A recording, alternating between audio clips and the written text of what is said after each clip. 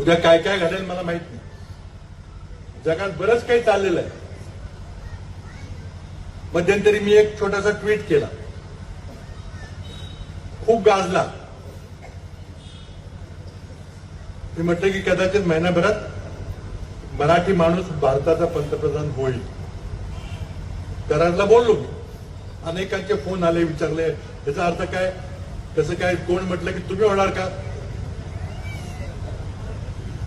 कारण कोणाला माझी पार्श्वभूमी माहित नव्हती. आता मराठी माणूस पंतप्रधान व्हायचं झालं तर आत्ता बसला माणूस त्याला बाजूला गेलं पाहिजे. म्हणून आधी मी अधोरेखित केलं की नाव न घेता बहुतेक बदल घडण्याची शक्यता मला दिसते. आणि जर बदल घडला तर काँग्रेसचा काही पंतप्रधान होणार नाही, कारण आमच्याकडे बहुमत नाही. तर मग होणार हीच लोक, पण त्यांचा मग कोणताही दुसरा माणूस होईल, कदाचित मराठी माणूस होईल असा माझा संदर्भ होता.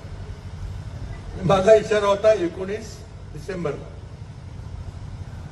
कारण 19 डिसेंबरला अमेरिकेत संसदेने कायदा केलेला आहे. 19 नोव्हेंबरला कायद्यावर राष्ट्रपती ट्रम्प साहेबांनी सही केली आणि तो कायदा झाला. त्या कायद्यामध्ये असं म्हटलेलं आहे की अमेरिकेत एप्स्टीन नावाचा एक माणूस होता, इस्रायलचा गुप्तहेर होता.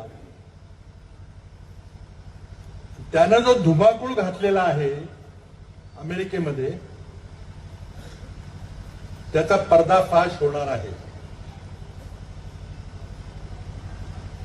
तो आपल्या विविध प्रासादामध्ये, मोठ्या मोठ्या बंगल्यामध्ये बंगल्यामध्ये सगळे कॅमेरे ठेवून, व्हिडिओ करून सगळ्या बड्या बड्या मोठ्या लोकांची छायाचित्रण केलेली आहे. ती सगळी छायाचित्रणं, ते सगळे फोटोग्राफ अमेरिकन संसद कायदा करून एका महिन्याच्या आत म्हणजे 19 डिसेंबरला जाहीर करणार आहेत. यात कोणाकोणाचे नाव आहेत,